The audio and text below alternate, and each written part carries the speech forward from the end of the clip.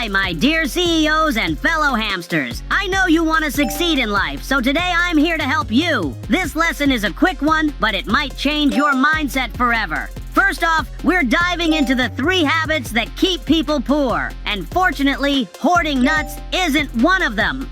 What do you think are the 3 habits that keep people poor? The first habit that keeps people poor is blame. You are 100% accountable for your life, and nobody's coming to save you. If you don't believe that, you'll never create. The other one is the habit of not investing in their skills. I know a lot of people that work hard, they're working hard on the work. They're not working hard on themselves. The third habit, they don't understand money. It's really just They don't have the knowledge about what money bad is. habits. They're wasteful. They don't spend. Show me your bank account and I'll show you your money beliefs.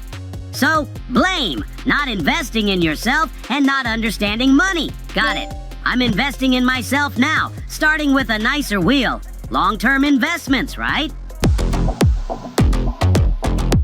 When was that eye-opening moment for you when you realized, if I had more money, my whole life would be different? Life has a sneaky way of grabbing us by the throat sometimes, and it affects our choices way more than we realize. Let's dive into this next clip and see just how deep that squeeze can go. When you don't have money, you don't realize, like think about right now, if someone grabbed your throat and squeezed it, what would you think about? The only thing in the world is oxygen. Yeah. Right? How do I get more in? Getting free. But you're not thinking about it right now because it's abundant. It's not on your mind. But what you don't realize is when money is lacking in your life, it focuses all the time. I would do that for my kids, but I can't. I'd love to take that vacation, but I can't. I'd love to do my own thing. I'm sick of this unfulfilled job, but I can't. I'd love to be at every baseball game, but I can't. It all boils down to money. I don't care what anybody says. You have the money. You're in control of your decisions. You're in control of your calendar.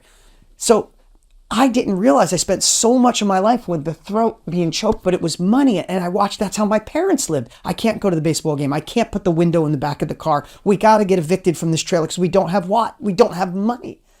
Right? I'd love to say that we live in this perfect world that you don't need money to have choices in your life, but in most cases you don't. I mean, when sunflower seeds are in short supply, I'm focused on finding more, sure.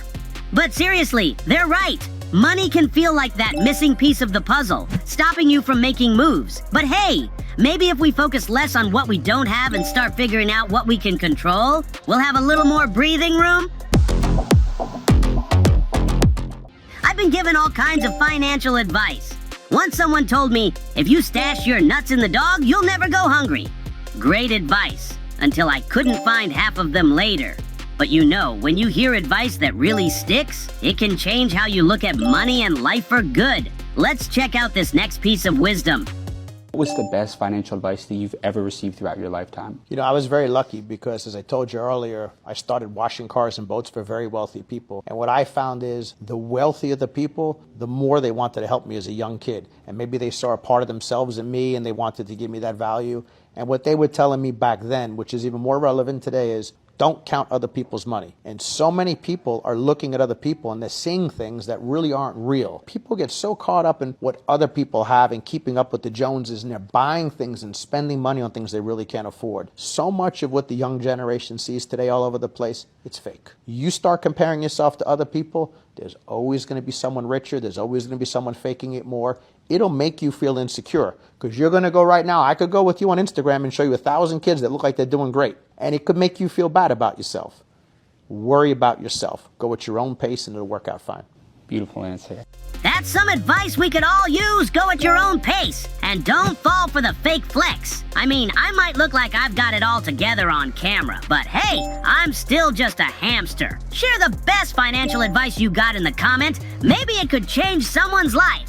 See you in the next video, and remember, hamsters are power. One for all and all for one. Bye.